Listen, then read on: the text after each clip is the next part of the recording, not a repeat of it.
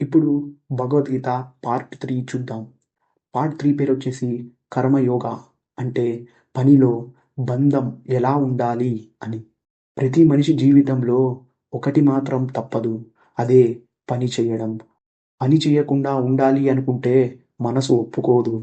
కానీ పని చేస్తూ బాధ లేకుండా ఉండగలమా? ఈ ప్రశ్నకి సమాధానం కర్మయోగ. కర్మ అంటే పని.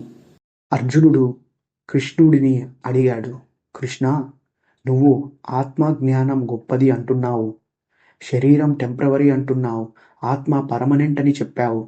అలాంటప్పుడు ఈ యుద్ధం, ఈ కర్మ, ఈ పని ఎందుకు?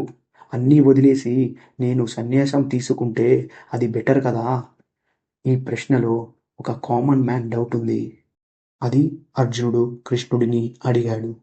కృష్ణుడు శాంతంగా చెప్పాడు, అర్జునా, పని వదిలేసి ఎవ్వడూ మోక్షం పొందలేడు.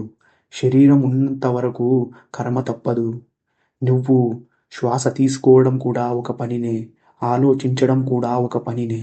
పని లేకుంటే జీవితం లేదు. కృష్ణుడు చెప్పాడు, కర్మయోగ అంటే పని చెయ్యకుండా ఉండడం కాదు. కర్మయోగ అంటే పనిలో ఆసక్తి వదలడం.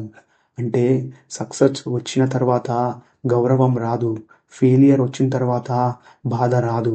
ఇవన్నీ రాకుండా ఉండడమే ఆసక్తి వదలడం అంటారు. ఫలం కోసం కాదు అర్జునా, ధర్మం కోసం పని చెయ్యి, యజ్ఞంలా పని చెయ్యి, నీ పనిలో నేను ఉంటా అని కృష్ణుడు చెప్పాడు. కృష్ణుడు చెప్తాడు, ఈ ప్రపంచంలో ఒక్కొక్కరికి ఒక్కొక్క పని ఉంటుంది.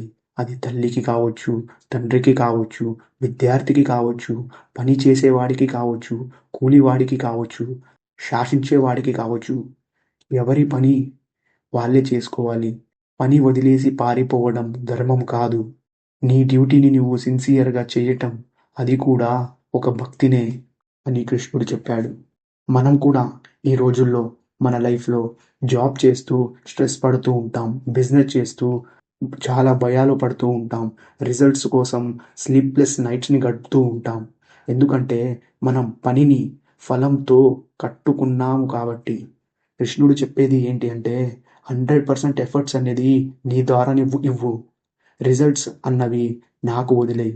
ఇక్కడ నుంచే శాంతి అనేది మీ మనసులో పుడుతుంది అని అర్జునుడు శాంతంగా చెప్తున్నాడు కృష్ణుడికి. కృష్ణ, నాకు క్లారిటీ వస్తుంది, కానీ మనసుని కంట్రోల్ ఎలా చేయాలి? కృష్ణుడు చిన్న నవ్వు నవ్వాడు. నెక్స్ట్ పార్ట్లో చూద్దాం. జ్ఞాన కర్మ సన్యాస యోగ.